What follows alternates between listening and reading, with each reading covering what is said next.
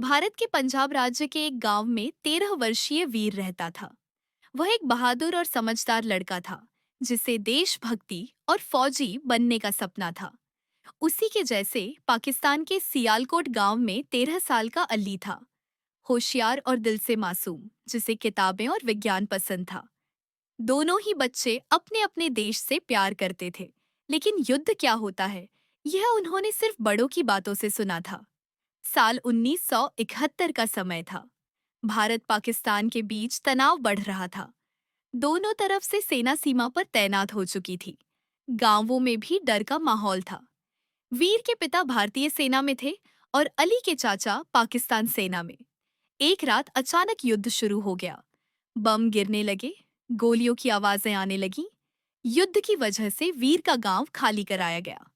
भगदड़ में वीर अपनी मां से बिछड़ गया और जंगल में भटकते हुए गलती से सीमा पार कर गया, पाकिस्तान की सीमा में। दूसरी तरफ अली अपने चाचा को खोजने के लिए छिपकर भारतीय सीमा के पास चला आया। दोनों ही बच्चे अब एक दूसरे के देश में थे, अकेले और डरे हुए। जंगल में एक जगह वीर और अली आमने सामने हो गए।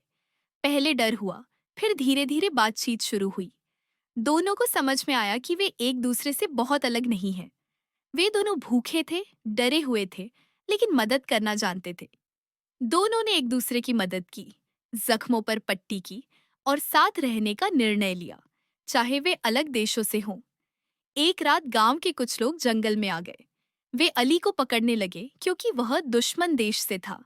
लेकिन वीर सामने आ गया और बोला, अगर अली दुश्मन होता तो मेरी जान न बचाता। गांव वालों का दिल पिघल गया। एक बूढ़े फौजी ने कहा, जंग जमीन के लिए होती है, इंसानियत के लिए नहीं। वीर को उसकी मां मिल गई और अली को एक सुरक्षित रास्ते से वापस उसके गांव पहुंचाया गया। दोनों देशों के लोकल सैनिकों ने बच्चों की दोस्ती को सलाम किया और एक दूसरे को मानवीय सहयोग से घर पहुंचाया। कुछ सालों बाद वीर एक भारतीय फौजी बना और अली एक पाकिस्तानी साइंटिस्ट। दोनों ने मिलकर यूनाइटेड नेशंस के बाल शांति मंच पर भाषण दिया। हम अलग हो सकते हैं, लेकिन दिल एक जैसे हैं।